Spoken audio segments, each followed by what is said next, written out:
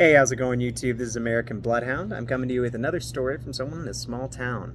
I'm going to let him introduce himself and what he does and who he is. Here he is. All right, hello. My name's Hunter. I'm with the 47 Student Squadron out at Laughlin Air Force Base. Right now we're at Mesa Gateway just performing some off-base training for the week. Sweet. Yep, I'm one of the T-38 students here, just doing a lot of pilot training, and yeah. What else would you like to hear, sir? You don't need to call me sir. I work for a living. Oh, yeah. Yeah, you'll hear that a lot when you get out into deployed and stuff like that. Especially talking to I hear enlisted members enlisted are like so that. salty. But yeah. But yeah, what made you decide to join the Air Force? Sure thing. Like I alluded to earlier, though, but honestly, always wanted to be a pilot ever since I could remember. Family, going back a couple generations, so they were always in the military, and they kind of just pushed me to really be in it as well. Give it a shot, feel it out. Or you picked the right branch. I mean, I think so, too. I mean, Air Force is the branch. Mm-hmm. And so I hear. Yeah. But all my family, they were all Air Force, or I have a parent that was not American. He's from the UK, but he was in the Air Force service for his country, too. So that was just driving factor about which branch. Gotcha. So it's legacy. Legacy, tradition, that kind of stuff. Exactly. And then it helps, too, that I'm just so enthralled with the aviation. I've always wanted to be in it. It's always been a dream. So still pursuing that first dream I've had, and it's going great so far. When did you officially get started, right? Like, when was, how long ago did you get into the student squadron? Sure thing. So for this squadron here, I came here in August of 2020. I've been. So you've been here a couple years. Yes. You're not green anymore. Oh, well, green to a point, but yeah, it's still my first job at least. But Gotcha. Other than that, I've been down in Texas since then. This is my first time really out of the state doing any training. And yeah, I should still be here until about April. Gotcha. That's when my class will be graduating, and hopefully move on to what we want to fly after that. For me, I would love to fly the F-16. I have a list that I can rack and stack every airframe in the Air Force. We get to choose that as the T-38 students.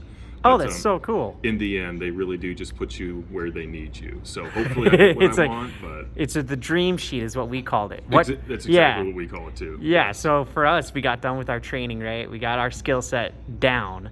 And they're like, all right, what kind of ship do you want to be on? Where do you want to be stationed? Right. And then it's like, oh, that's so nice as I take this piece of paper and put it right into the garbage.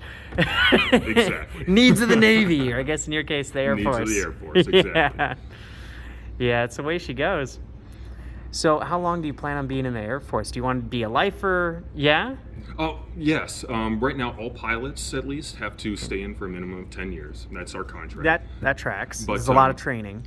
For me, right now, at least, I wouldn't mind staying in as long as I could, retiring, making a full career out of this. But Gotcha. honestly, those decisions sound nice starting out like it is now. But sometimes that's how I was when I got it. Exactly. And then when you get closer to the end of the contract, that's when you really make the big decision if you're staying in or not. Well, I got to about 2 years in, and I was like, man, I am a free spirit. This is not tracking for my personality. And we'll see. We'll see if that's true with me. But right now, at least, I'm planning on retiring out of it. So. Okay. Do you like it, man? Oh, I love it. Every time it gets stressful, all the planning that goes into it, all the knowledge you got to know. But once you sit down in the airplane, you take off, you get to see the world from that high, going that fast. It's insane. It's exciting every single flight. I just love it. I take it all in. Yeah, some people just love what they do. Like for me, I was on a ship for a number of years, so I never want to be on a ship again. I hate it.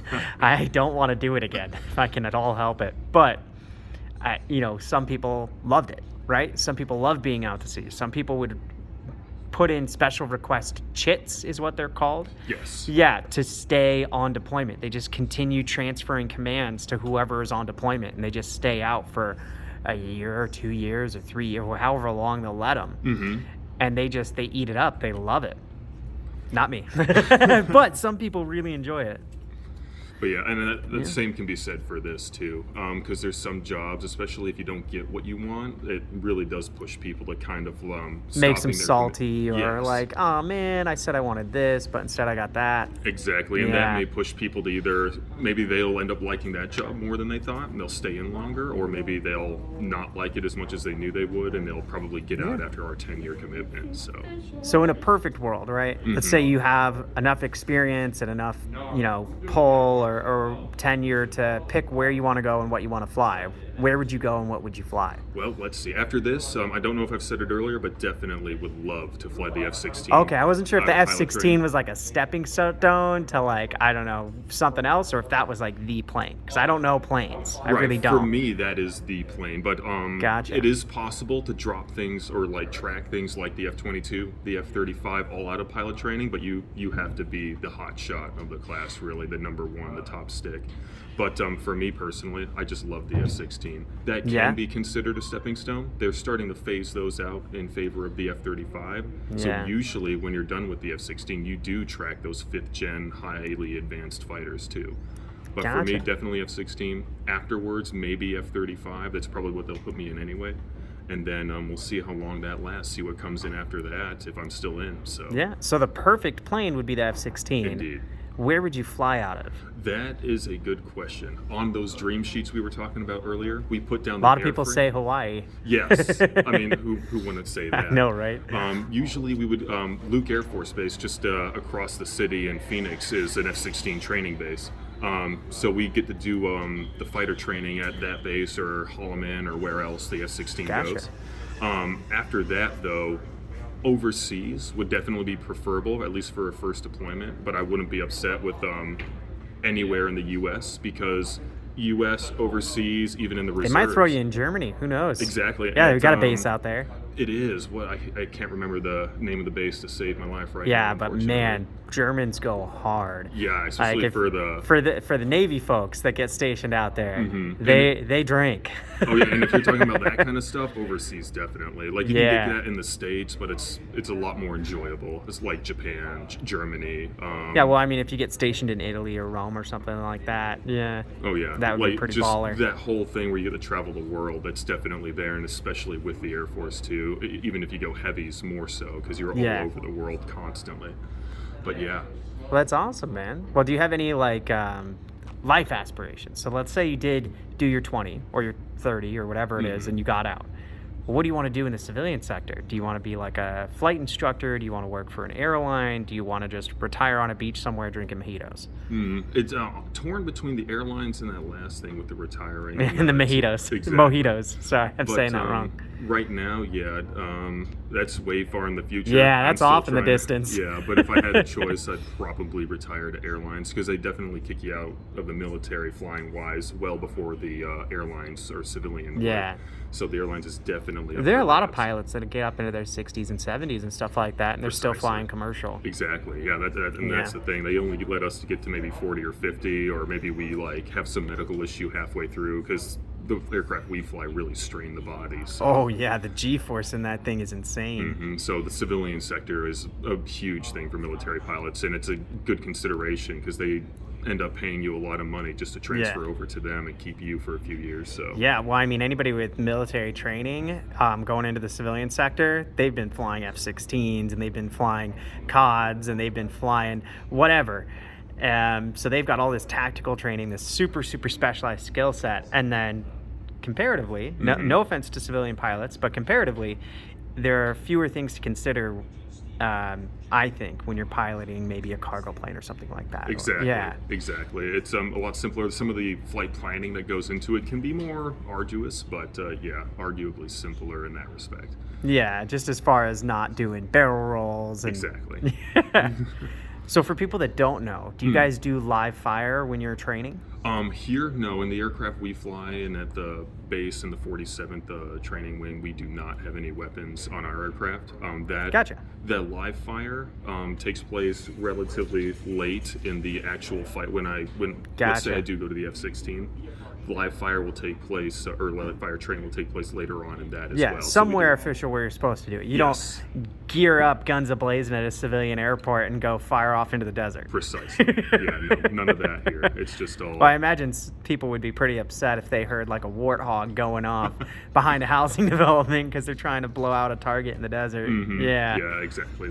But yeah, we don't have that here on the T-38s. We fly completely unarmed. So Gotcha. Just loaded with fuel or as much as we can bring. How much leeway do you guys get when you're in the air? Are you allowed to do silly stuff like barrel rolls and things like that, or are they pretty strict on what you're doing and where you're going? Barrel roll is actually maneuvers we practice almost every day. So oh, how fun. in a respect, we have to be cleared into special airspace or a military operation area or a MOA for the more aviation inclined people, but we go into that specific airspace and we perform all the wacky maneuvers you might think of. Once we're outside of that, though, it's more so like airlines, like just cruising at your altitude on your airspeed, making these shallow turns, like just trying to fit in with all the other civilian traffic, especially when we're outside the MOA coming back in here again. Yeah, I imagine, like, because you guys have to take off from an airport too. Yes, like exactly.